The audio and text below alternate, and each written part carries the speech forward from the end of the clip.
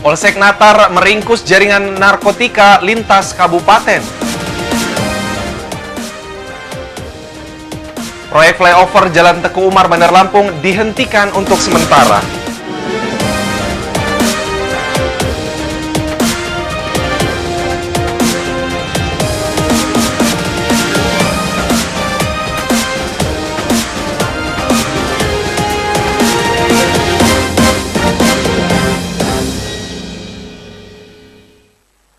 Selamat sore pemirsa, kita berjumpa lagi dalam iNews Lampung, sebuah program berita daerah jaringan televisi terbesar di Indonesia, iNews TV.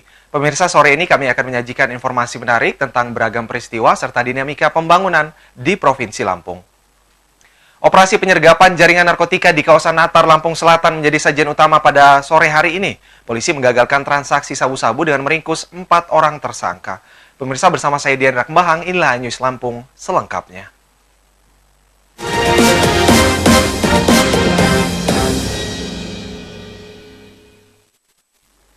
Kita buka informasi petang hari ini dari Lampung Selatan. Pemirsa, Polsek Natar menggagalkan transaksi narkotika di Kampung Manda, Kecamatan Natar, Lampung Selatan pada Senin siang. 4 anggota jaringan pengedar berhasil diringkus. Polisi menemukan barang bukti sabu-sabu bernilai puluhan juta rupiah.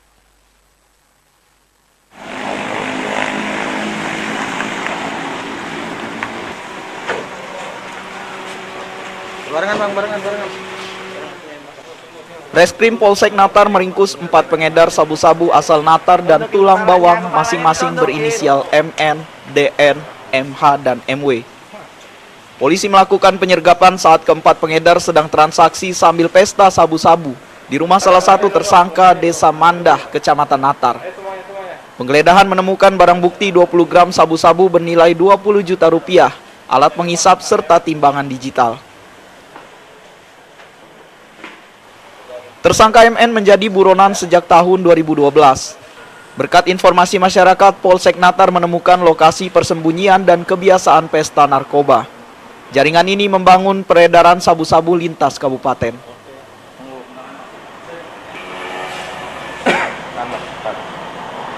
Ternyata sampai di situ benar 4 orang sedang melakukan transaksi jual beli sabu dengan BB 2 kantong besar dan 4 kantong kecil, dan pada saat itu mereka sedang ngetes untuk kualitas dari sabu itu.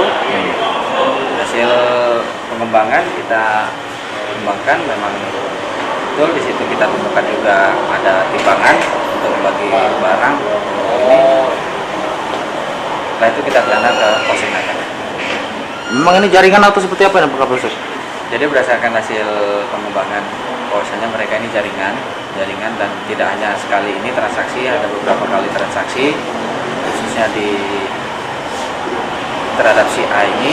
Jadi si bandar yang 2 ini mereka dari Bawang ke Natar untuk membeli sabu untuk dijual ke sana.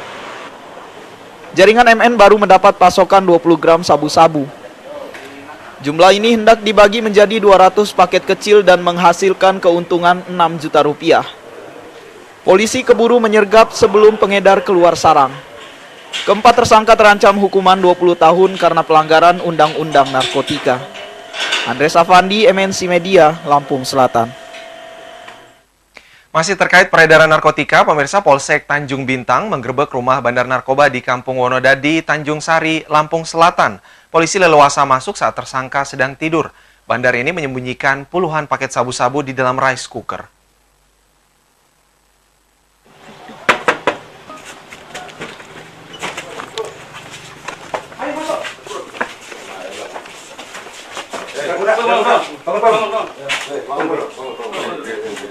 Kamu namanya Bayu ya?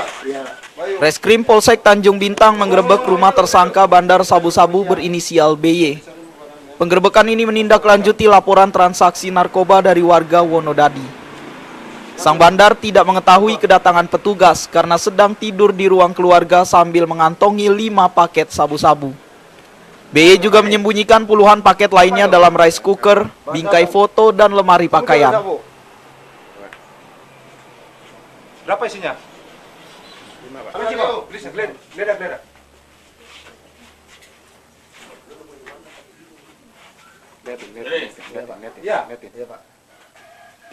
Banyaknya barang bukti paket sabu-sabu diakui hasil pasokan bandar besar dari kawasan Panjang, Bandar Lampung.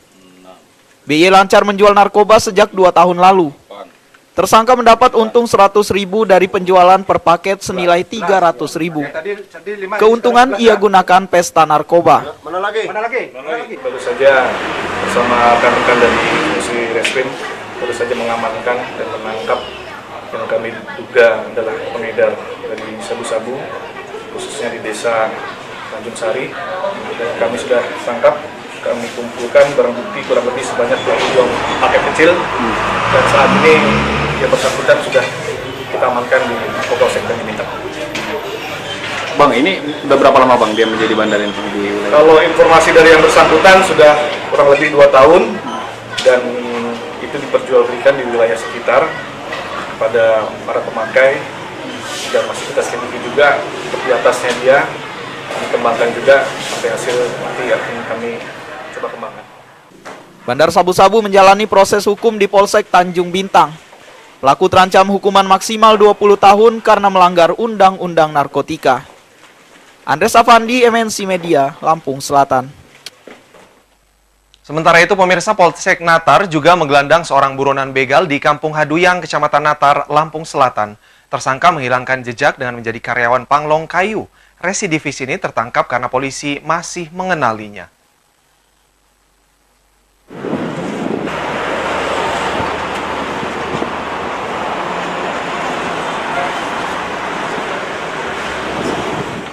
Tim khusus anti bandit Polsek Natar, Lampung Selatan menggelandang buronan begal berinisial Eka. Tersangka menghilang setelah membegal motor di jalan lintas Sumatera kawasan Natar. Pasangannya berinisial HD telah tertangkap 15 Juli lalu.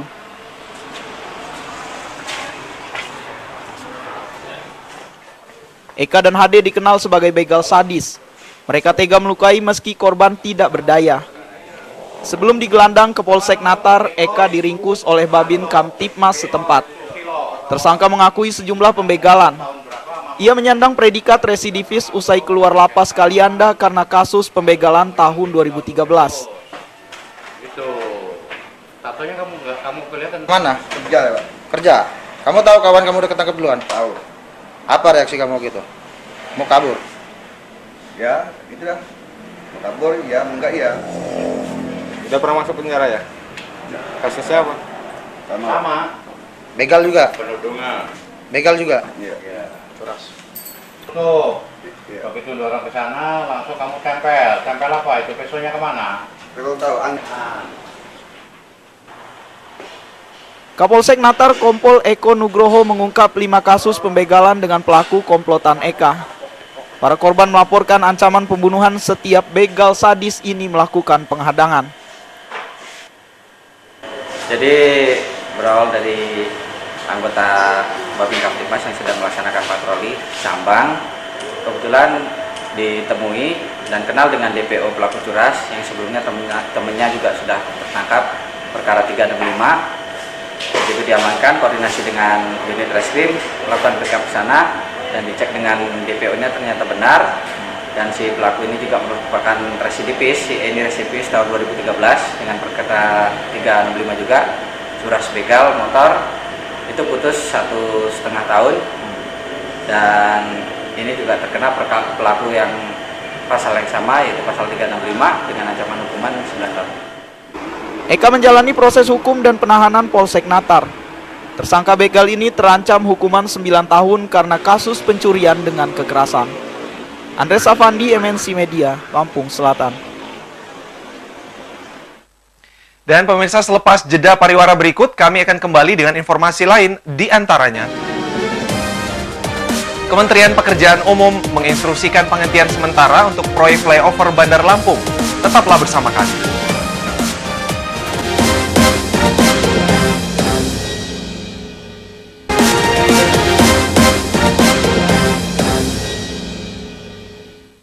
Anda kembali bersama iNews Lampung. Pemirsa, pemerintah kota Bandar Lampung menghentikan sementara proyek flyover di Jalan Teguh Umar. Penghentian ini atas instruksi Kementerian Pekerjaan Umum. Pembangunan akan kembali berlanjut setelah pelimpahan jalan dan izin perencanaan bangunan selesai.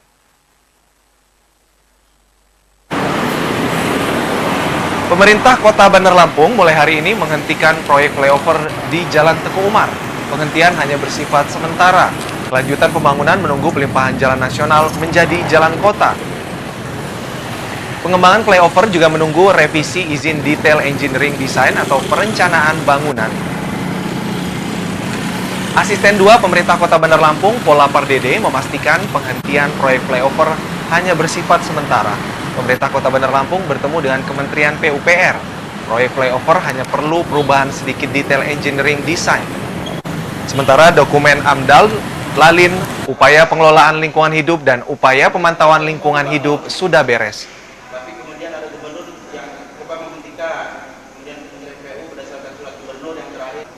Bertepatan dengan penghentian sementara, pekerja proyek flyover pun istirahat. Forum Warga Bandar Lampung Berdaulat menyambut baik hasil pertemuan di Kementerian PUPR.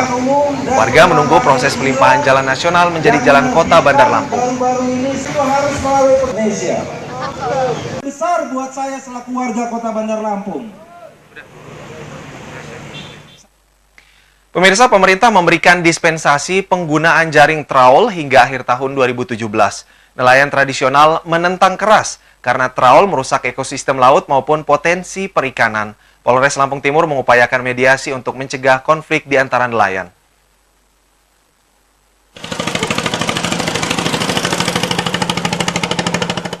Nelayan tradisional Lampung Timur memprotes operasi jaring trawl.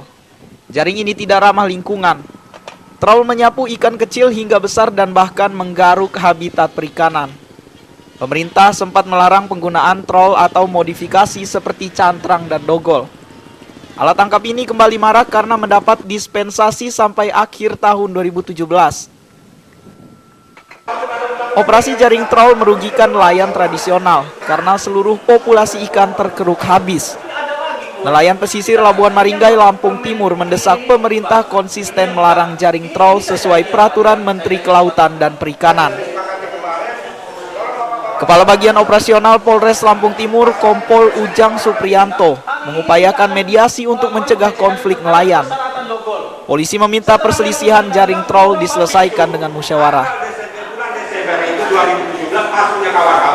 Tidak ada lagi operasi trawl. Jadi yang berbicara itu adalah aturan, artinya perundang-undangan melalui surat edaran Dewan Menteri Kelautan dan Perikanan Pusat yang mengatakan begitu. Kami dari perangkat yang ada di Lampung Timur hanya menyampaikan saja. Sebetulnya mereka sudah sepakat, namun kenyataannya ya seperti saya jelaskan tadi dari salah satu pihak tidak menyepakati. Ini kan tidak ada ketemu kesepakatan, artinya ini kedua belah pihak masih ngotot untuk berlayar di tengah laut. Apabila terjadi gesekan gimana Pak langkah selanjutnya? Jadi upaya kami dari pihak kepolisian maupun pihak-pihak terkait akan berusaha. Artinya kita tidak akan putus asa untuk tetap berupaya bagaimana caranya antara kedua kelompok ini tetap harmonis, tetap bisa melaut. Banyak nelayan trawl enggan menangkap ikan karena konflik. Kondisi ini menurunkan pasokan ke pusat pelelangan ikan Labuhan Maringgai. Sementara nelayan tradisional tetap melaut. Supriyono, MNC Media, Lampung Timur. Kita ke informasi lain, pemirsa. Calon haji kloter 26 Lampung Utara hari ini berangkat ke asrama haji Bandar Lampung. Rombongan selanjutnya akan terbang ke Tanah Suci melalui embarkasi Bandara Soekarno-Hatta. Para jemaah mempersiapkan perlengkapan sejak Senin sore kemarin.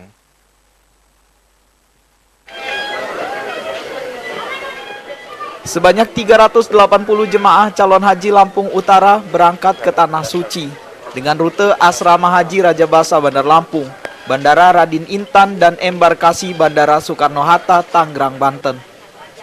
Jemaah sibuk mempersiapkan perlengkapan di kantor Kementerian Agama Lampung Utara sejak kemarin. Panitia penyelenggara ibadah haji memeriksa tas untuk mencegah masuknya barang-barang berbahaya. Panitia penyelenggara ibadah haji berharap pemberangkatan jemaah tepat waktu sekitar tengah hari. Jemaah akan dilepas oleh Bupati Agung Ilmu Mangkunegara. Panitia kembali mengingatkan calon haji disiplin menjaga kesehatan. Kalau kloter pertama, insya Allah ya, kloter 26 ya, kloter pertama Lampung, insya Allah itu jam setengah 1, paling lambat jam 1 siang, itu akan dilakukan pelepasan oleh Bupati Lampung Utara. Nah, Pak Haji Agung Ilmu Negara. Kemudian kemungkinan akan diberangkatkan ke Provinsi Lampung, ke Raja Basah, ke asrama haji, itu sekitar pukul 3 siang, 3 sore. Jumlahnya tidak berkurang ya Pak? Alhamdulillah untuk kloter 26 sampai saat ini belum berkurang. Calon haji mempersiapkan diri dengan baik. Jemaah haji telah menjalani pemeriksaan kesehatan dan tinggal menunggu keberangkatan hari ini. Calon haji menempati pemondokan Mas Baljin dan Asisah. Haryadi HK, MNC Media, Lampung Utara.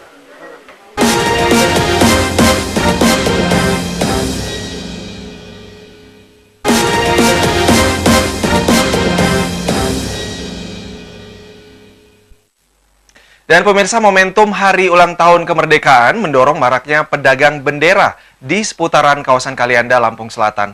Hingga pekan kedua Agustus, transaksi masih sepi, padahal pedagang terlanjur memperbanyak jenis dan corak bendera maupun umbul-umbul. Dan pemirsa, laporan tersebut sekaligus mengakhiri iNews Lampung pada edisi sore hari ini. Saya Dian Rakbang dan seluruh kru yang bertugas undur diri. Selamat sore, sampai jumpa dan wassalamualaikum.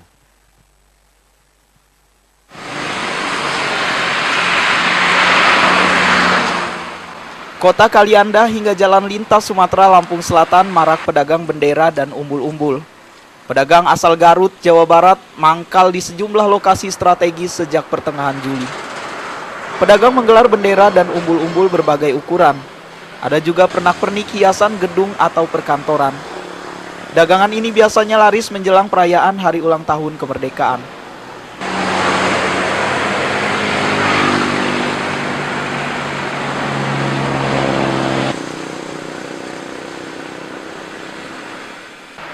Harga bendera, umbul-umbul, dan pernak-pernik hiasan bervariasi sesuai ukuran. Bendera terkecil bernilai Rp5.000 dan terbesar Rp50.000. Harga umbul-umbul berkisar Rp50 hingga Rp100.000.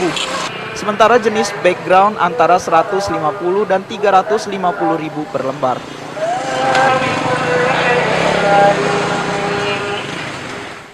Pedagang bendera dan umbul-umbul musim Agustusan tahun ini lebih marak dibanding sebelumnya. Keramaian ini mengurangi omset. Hingga pekan kedua Agustus, pedagang justru mengeluh sepi pembeli. Periode sama tahun lalu, pembeli jauh lebih banyak.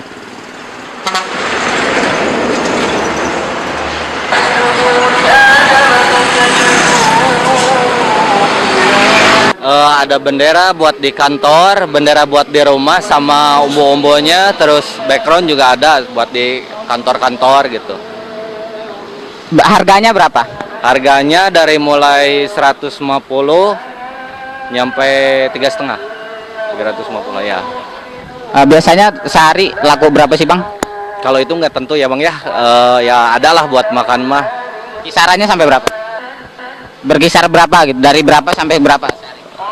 Paling dari 100 nyampe 500.000. Kalau kita baru kalau ke Kaliandra, tapi kebiasaan saya di Pringsewu.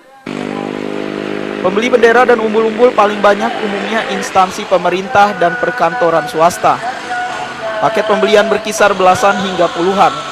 Sementara pembeli perorangan terbatas bendera ukuran kecil. Pedagang berharap perkantoran segera memborong bendera sebelum momentum Agustusan berakhir. Heri Fulistiawan, MNC Media, Lampung Selatan.